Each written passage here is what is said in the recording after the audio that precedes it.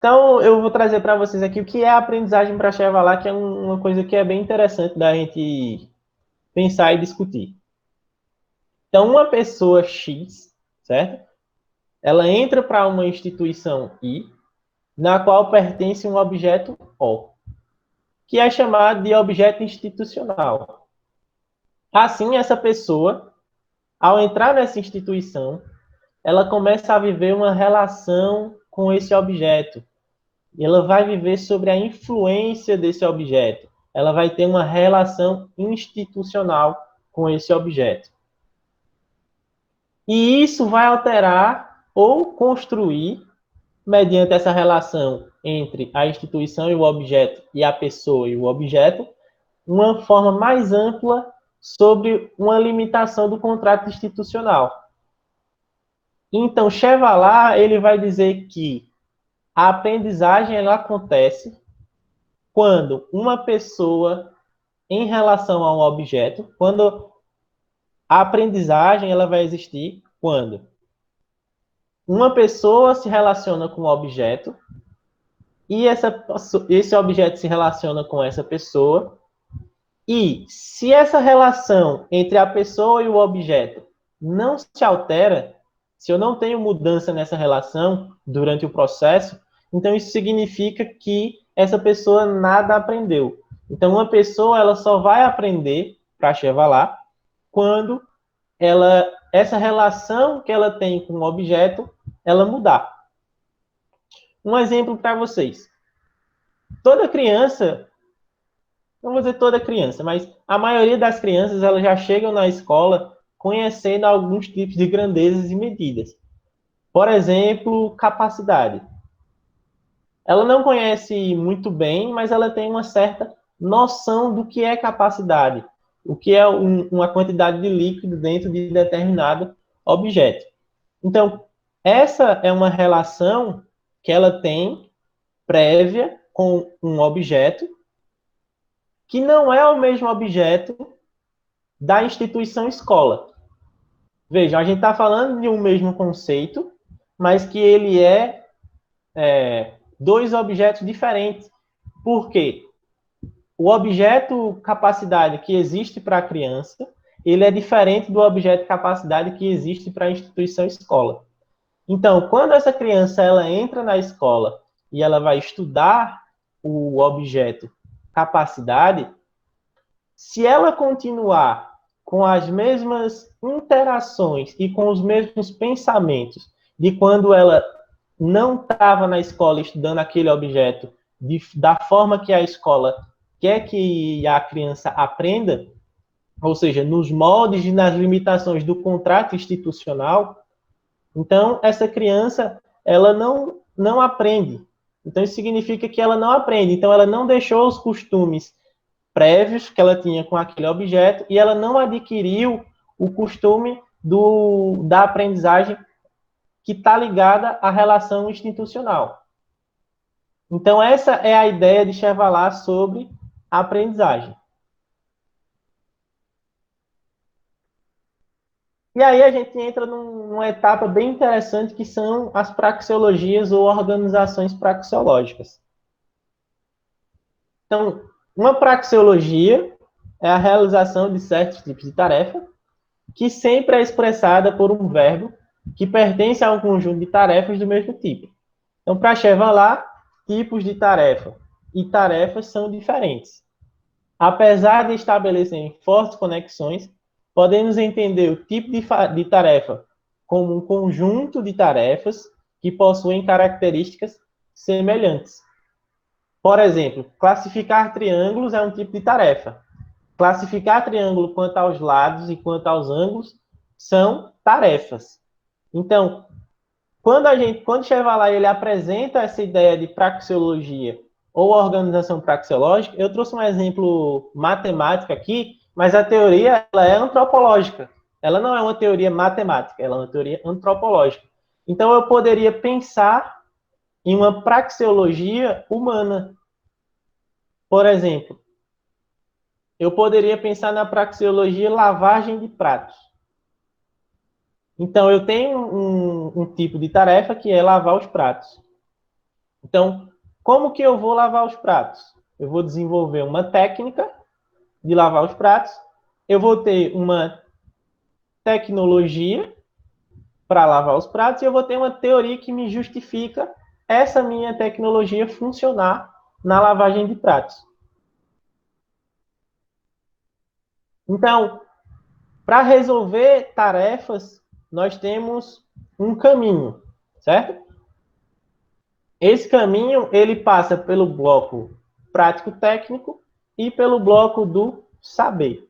O que é o bloco prático-técnico? É onde eu tenho as técnicas e a tarefa, vamos dizer assim. Vamos pegar o exemplo da lavagem de pratos.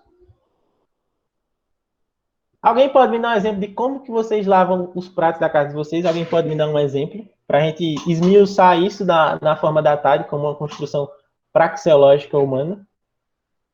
Posso. Diga lá. Eu separo os itens que são iguais ou próximos. Então, talheres, eu separo por garfos, colheres, facas e lavo em sequência. Os copos são outro grupo, os pratos são outro grupo, panelas outro grupo e vasilhas de plástico, esse tipo de coisa, outro grupo. Eu Tá, prefiro fazer sempre os que têm maior proximidade geométrica por vez. sim, sim. E o que é que tu utiliza para lavar os pratos? Sabão e bucha. Sabão e Minhas bucha. mãos. Ótimo. Pronto. Ó, imagina, ó, todo mundo tem uma técnica diferente de lavar pratos. Ele faz do jeito, eu faço de outro, outra pessoa pode fazer de outro jeito.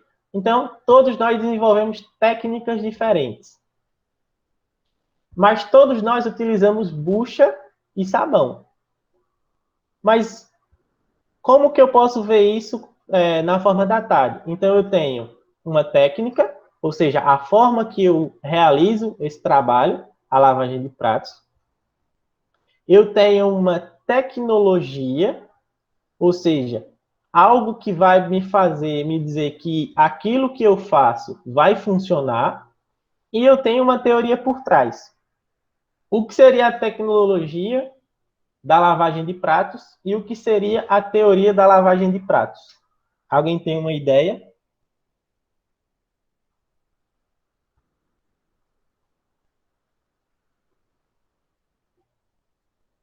Vocês Pode sabem o que perguntar é uma novamente? tecnologia e uma teoria, não é? Vocês estudaram, vocês sabem o que é uma tecnologia e uma teoria? Sim, a tecnologia está associada com fazer e a teoria com a justificativa desse fazer. Quase isso. A técnica é Ah, como eu eu faço. troquei técnica por tecnologia, não foi? Isso. A técnica é como eu faço. A tecnologia é por que o que eu faço dá certo. E a teoria é o que justifica a minha explicação para o que eu faço dar certo. Por exemplo, no caso da lavagem de pratos aí, cada um tem uma técnica diferente, mas a gente usa bucha e sabão. O que é que me garante que a bucha funciona e o sabão funciona para lavar os pratos? Então a gente tem reagentes químicos no sabão que vão quebrar as moléculas de gordura dos pratos, da louça, e vai deixar ele limpinho. Então, isso é a minha tecnologia. Isso justifica eu utilizar o sabão para lavar os pratos. Qual é a teoria por trás? Ou seja, o que é que explica essa quebra de moléculas de gordura? Eu poderia dizer que a teoria da química ou a teoria da biologia, alguma coisa assim, entende? A teoria ela é sempre uma coisa maior, uma coisa mais institucional, certo? Como eu posso trazer outros Certo. exemplos matemáticos também, que no caso vai ser agora, ó. Pensem numa praxeologia matemática. Então, o que é a praxeologia matemática? Como eu falei anteriormente, a teoria ela é antropológica e não é uma teoria matemática propriamente dita. Então, ela é antropológica antes, então tudo que a gente faz pode ser traduzido como uma praxeologia. Então, tudo que nós fazemos pode ser traduzido como uma praxeologia. Mas e o que é uma praxeologia matemática propriamente dita? Então, a praxeologia matemática, ela estuda o conteúdo matemático presente nos tipos de tarefa a serem desenvolvidos por meio de técnicas e será justificada por uma tecnologia ou várias tecnologias e são validadas pela teoria relativas ao objeto que você está estudando. Deixa eu ver se eu coloquei um exemplo aqui. Não coloquei um exemplo. Mas vamos pensar no seguinte. Área de figuras geométricas planas. Se eu tenho um tipo de tarefa, calcule a área de um quadrado de lado 2. Qual é a técnica que eu estou empregando nessa tarefa? E aí, pessoal? Agora eu estou na área de vocês, hein? Falaram dos pratos aí que não tinha nada a ver com a área de vocês, mas agora eu estou na área de vocês. Não, os pratos tinham mais a ver. Os pratos vêm antes. Então, pessoal, para a gente resolver essa tipo de tarefa, calcule a área de um quadrado de lado 2, eu poderia utilizar a fórmula da área do quadrado. Basicamente, isso poderia ser uma das minhas técnicas. Então, se essa for a minha técnica, qual é a tecnologia que justifica a fórmula da área do quadrado ser utilizada e dar certo? A demonstração da fórmula. Então, tudo que a gente faz na matemática não é demonstrado, então a fórmula da área do quadrado não é diferente. Então, se eu uso a fórmula da área do quadrado para resolver uma questão que me pede para eu determinar a área de um quadrado, então isso funciona porque a demonstração me diz que aquilo ali dá certo. Então, qual é a teoria por trás disso? Qual é a teoria por trás da área do quadrado?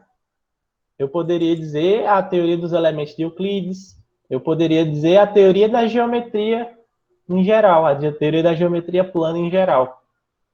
Então, vocês veem que a teoria ela é sempre algo muito extenso. Entenderam, compreenderam essa parte da praxeologia matemática? Sim. Ótimo. E então a gente tem uns tipos de praxeologia ou organizações matemáticas que são pontuais, locais, regionais ou globais. Um é subgrupo do outro.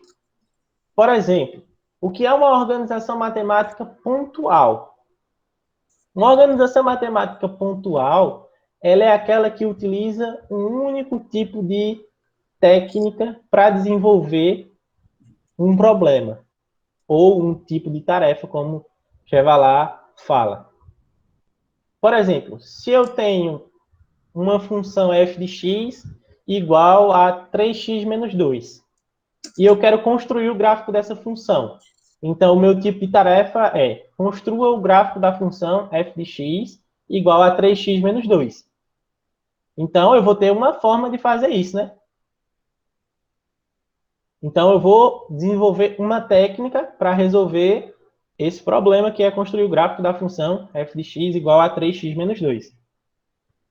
O que é uma organização matemática local?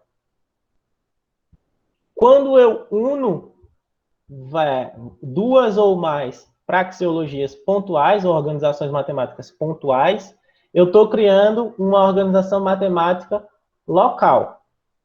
Ou seja, agora eu vou ter mais de uma técnica e mais de uma tecnologia relacionada a esse tipo de tarefa. Por exemplo, se eu tenho um sistema de equações da forma x menos y igual a menos 3, 2x mais 3y igual a 4.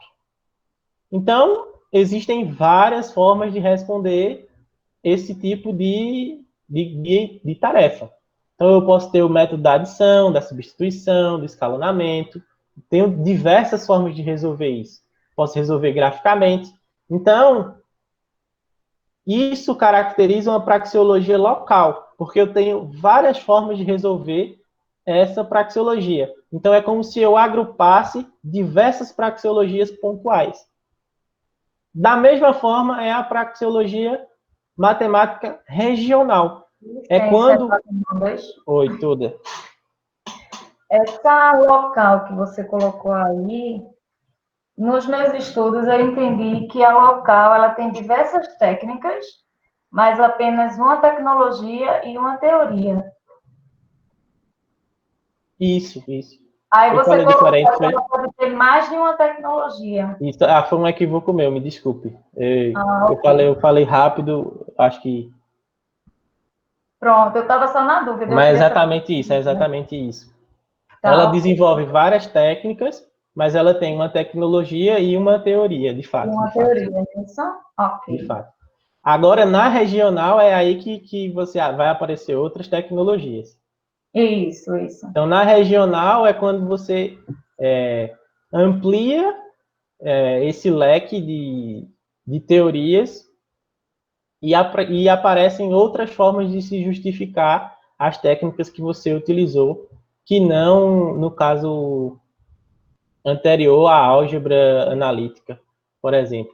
Então, eu posso ter um problema que trabalha com a teoria da álgebra abstrata, álgebra computacional. Então, todas essas justificativas diferentes, eles trabalham da praxeologia matemática regional.